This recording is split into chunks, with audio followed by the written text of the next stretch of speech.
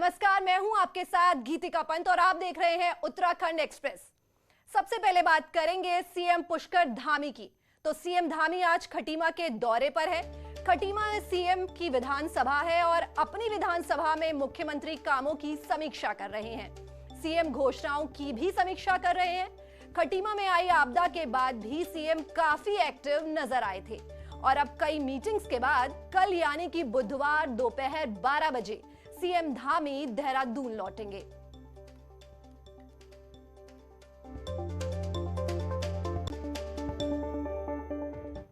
राज्य में आई आपदा को 10 दिन हो गए हैं और अब भी राहत बचाव कार्य जारी है।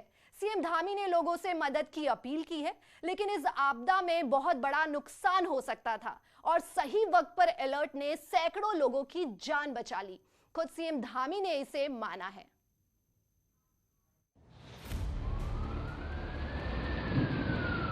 भारी बारिश की वजह से आई आपदा को करीब 10 दिन होने को हैं। 17 और 18 अक्टूबर को आई आपदा में 70 से ज्यादा लोगों की जान चली गई और 5 दिन तक लगातार मुख्यमंत्री आपदा प्रभावित जिलों में हाल जानने पहुंचे। खुद देश के गृह मंत्री आपदा प्रभावित इलाकों का हाल देखने उत्तराखंड आए तो प्रधानमंत्री लगातार फोन पर मुख्यमंत्री से हालात जानते रहे। करीब 10 दिन बाद भी राहत का काम लगातार चल रहा है। आपदा में हुए नुकसान में पीड़ितों को वक्त पर राहत मिले, इसकी मॉनिटरिंग खुद सीएम धामी कर रहे हैं। इतने नहीं, मुख्यमंत्री ने आपदा में मिलने वाली राहत की रकम भी बढ़ाई है। मुख्यमंत्री का कहना है कि सबसे बड़ी राहत की बात यह रही कि इतनी बड़ी आपदा में किसी टूरिस्ट को खरोंच तक नहीं आई। चारधाम यात्रा में या पूरे उत्तराखंड के अंदर आए हुए जितने भी पर्यटक थे उसमें से एक भी कैजुअल्टी नहीं हुई।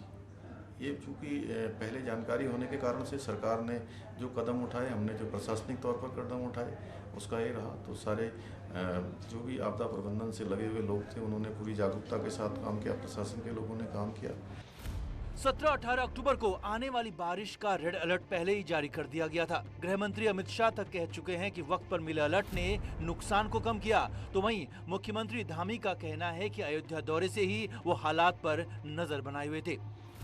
देखिए, आपदा को लेकर चूँकि हम पहले दिन से ही हम लोगों ने इस आपदा को बहुत गंभीरता से लिया और जब 16 तारीख को हमें जानकारी मिली, पूर्वानुमान लगे कि कल 17, 18 और 19 तारीख को 3 दिनों भारी वर्षा होने वाली है, अतिवृष्टि होने वाली है, तो मैं उस दिन अयोध्या में था और अयोध्या से ही मैंने सारे अधिकारियों से बात करी और प्रातःकाल चलकर मैं यहाँ पहुँचा। यहाँ हमने आपदा प्रबंधन बैठक करी, पूरी एक हाई पावर कमेटी की बैठक करी।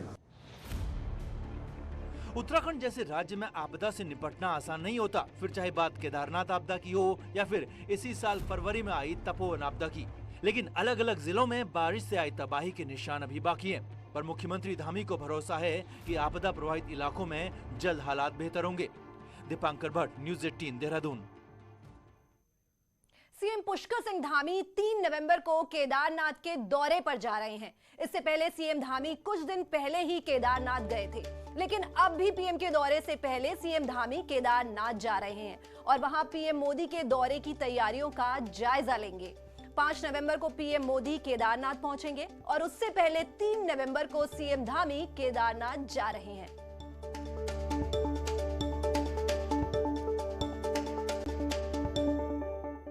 दो 2022 में जब बाबा केदार के कपाट खुलेंगे तो सरकार किसकी होगी ये वक्त बताएगा, लेकिन 2021 में कपाट बंद होने से पहले बीजेपी और कांग्रेस दोनों को बाबा केदार का आशीर्वाद चाहिए। देवभूमि की सियासत में आस्था की भूमिका बहुत बड़ी है, इसलिए कपाट बंद होने के पहले कांग्रेस के इलेक्शन कैंपेन कमेटी के चेयरमैन हरीश रावत बाबा केदार के दरबार से आशीर्वाद ले आए। आशीर्वाद ये कि कांग्रेस 2022 में लौटे ताकि जो काम केदारनाथ में बाकी रह गया वो पूरा हो सके। हरदा का कहना है कि केदारनाथ में अब तक जो हुआ उसका क्रेडिट बाबा केदार को जाता है और जो काम मुख्यमंत्री रहते उन्होंने किया उसका न प्रचार किया न चुनाव में मुद्दा बनाया। यहाँ तक कि मोदी गुफा भी उनकी सरकार ने बनाई थी। देखो, मैं उसमें नहीं पढ़ना चाहूँगा। क्रेडिट किसी को है तो भगवान केदार ही को है। वो तो मोदी जी ने जिस गुफा में ध्यान किया वो भी हमारी बनाई हुई थी जो इंटरनेशनलाइज होगी वो भी हमारी बनाई हुई थी। हाँ, एक बात जरूर है कि हम ज़रा प्रचार में धीमे थे, हम प्रचार नहीं कर पाए। हमने केदारनाथ जी को प्रचार का माध्यम भी नहीं बनाया। वहीं बीजेपी का कहना है कि केदारनाथ में जो कुछ हुआ वो उस वक्त के मुख्यमंत्री विजय बहुगुणा की वजह से हुआ और हरीश रावत सरकार में केदारनाथ के काम की जांच की जाए तो दूध का दूध और पानी का पानी सामने आएगा। अगर आप बात करेंगे तो मूल स्थिति के लिए जो संसाधनों की आवश्यकता थी वो विजय बहुगुणा जी की सरकार लाई, और हरीश रावत जी के कार्यकाल के अगर केदारनाथ के पूरे कामों की जांच करा दी जाए तो सारा दूध का दूध और पानी का पानी सामने आ जाएगा। 5 नवंबर को प्रधानमंत्री नरेंद्र मोदी केदारनाथ में करीब 400 करोड़ के कामों का लोकार्पण और शिलान्यास करेंगे और तैयारी इस पूरे काम को देश में दिखाने की है। लेकिन 2022 चुनाव से पहले बाबा केदार के धाम में हुआ काम बीजेपी और कांग्रेस में सियासी मुद्दा बन गया है। दीपंकर भट्ट, न्यूज़ 18, देहरादून। हरीश रावत ने आज केदारनाथ के दर्शन किए थे। इस दौरान हरीश रावत का अलग अंदाज देखने को मिला। बाबा केदार की धुनी में हरदा पूरी तरह से रमे हुए दिखे और खूब झूमकर बाबा केदार का नाम लिया और जयकारे लगाए।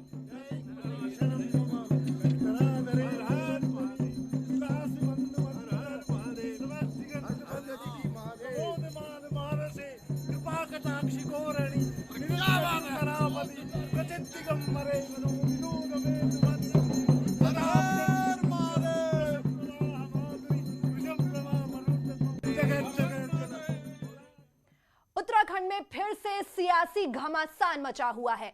हरक सिंह रावत के कांग्रेस में जाने की चर्चाओं के बीच आज मदन कौशिक और हरक सिंह रावत की मुलाकात हुई।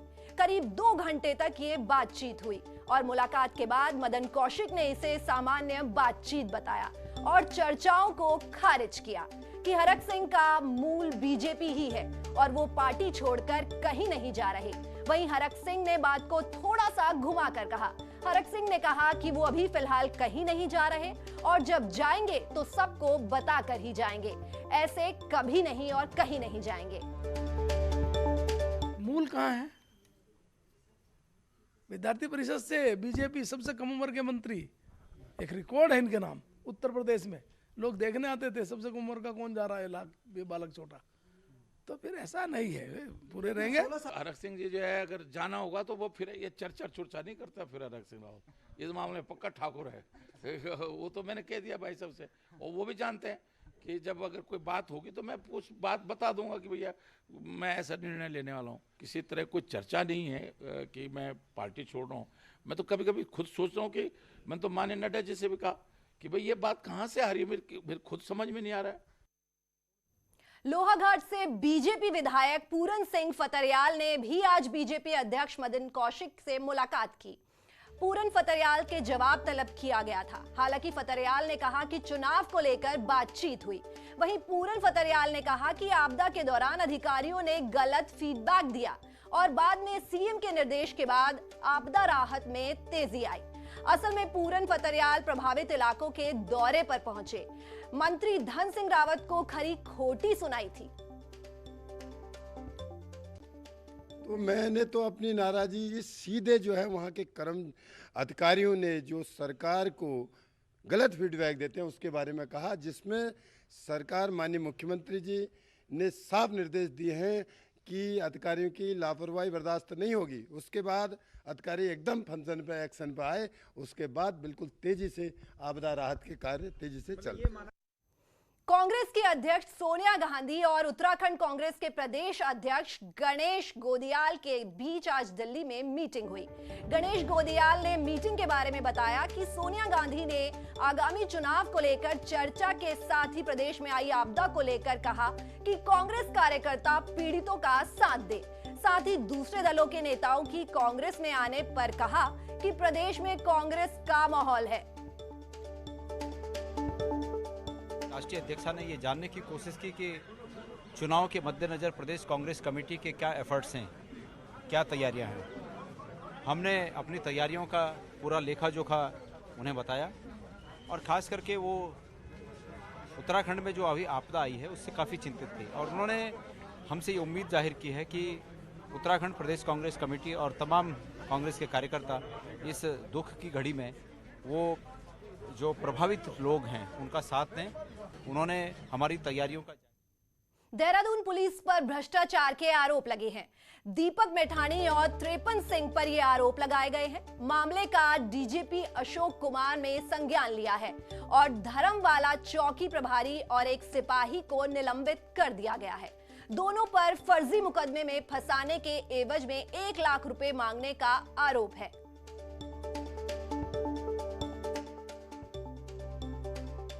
हमारे साथ हमारे सहयोगी सतेंद्र बर्तवाल देहरादून से जुड़ रहे हैं। सतेंद्र, क्या अपडेट है? गीतिका, मैं आपको बता दूं कि देहरादून पुलिस पर ऐसे आरोप लगना कोई नई बात नहीं है। बीते कुछ समय से लगातार ऐसे मामले सामने आ रहे हैं जब पुलिस खुलकर वसूली कर रही है, लेकिन पुलिस की डर से कोई भी शिकायत करता कहीं भी किसी भी प्लेटफॉर्म पे अपनी शिकायत नहीं रख रहा था।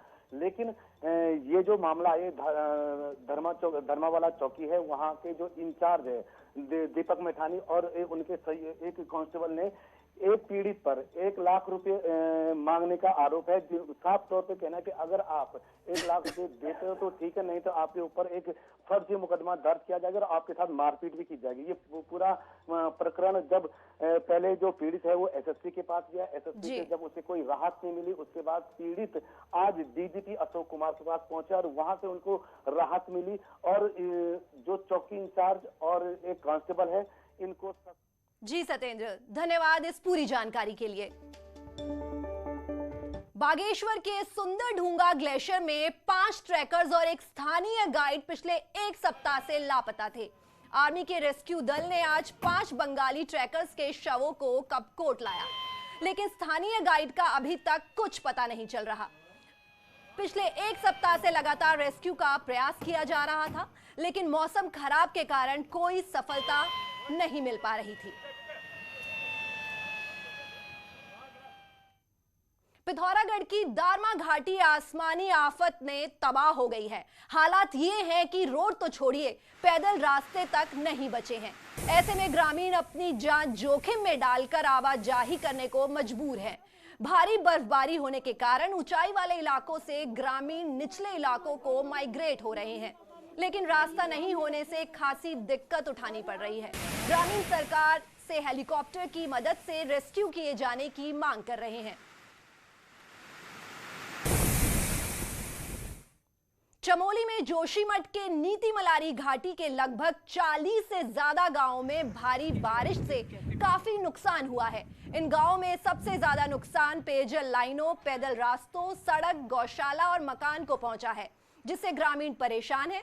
वहीं दूसरी तरफ ग्रामीणों का कहना है कि पीडब्ल्यूडी और पीएमजीएसवाई के तहत जो सड़क निर्माण का कार्य गांव-गांव में किया जा रहा है, उसका मलबा भी गांव की तरफ बहकर आ रहा है, जिससे हालात बहुत ज्यादा खराब हैं। वहीं प्रशासन का कहना है कि विभागीय अधिकारियों को तत्काल गांव में हो रहे नुकसान का जायजा लेने के लिए मौके पर जाने के निर्देश दिए हैं। अब वर्तमान में ये स्थिति है कि जो यहाँ पे ये क्रेट वाल बनाए गए थे वो 1 मीटर नीचे धंस चुकी है, जिससे नीचे बसे परिवारों को जान माल का खतरा हो गया है और ये कभी भी टूट सकती है। कई जगह पर ये शिकायतें आई थी कि पीडब्ल्यूडी, पीएमजीएसवाई इत्यादि की रोड कटिंग के कारण लोगों के घरों में पानी, मलबा इत्यादि चला गया था। तो मैंने संबंधित को मौके पर जाकर तत्काल इन समस्याओं का निराकरण करने के निर्देश दिए हैं। जोशीमठ और बद्रीनाथ धाम में इस समय कड़ाके की ठंड पड़ रही है। प्रशासन ने बद्रीनाथ धाम में यात्रियों को ठंड से राहत दिलाने के लिए अलाव जलाना शुरू कर दिया है। नगर पंचायत के द्वारा बद्रीनाथ धाम के सभी चौराहों पर अलाव जलाया जा रहा है। बद्रीनाथ धाम में सुबह और शाम के तापमान में भारी गिरावट हो गई है, जिससे ठंड काफी बढ़ गई है। कॉर्बेट टाइगर सफारी में अनियमितता की शिकायतों के बाद जांच में घिरे वन विभाग ने अब रास्ता बंद कर दिया है। विभाग की ओर से टाइगर सफारी के सामने वाले कोटद्वार पाखरो सड़क पर बैरियर लगाकर रास्ता बंद कर दिया गया है, जिससे अब उत्तर प्रदेश के बाड़ापुर इलाके का कोटद्वार से संपर्क कट गया है। यूपी के बाड़ापुर आने जाने के लिए लोग सालों से इसी रूट का इस्तेमाल करते आए हैं, लेकिन अब वन विभाग ने नियमों का हवाला देते हुए पहली बार रास्ता बंद कर दिया है, जिससे यात्रियों को भी बैरियर से वापस लौटना पड़ रहा है।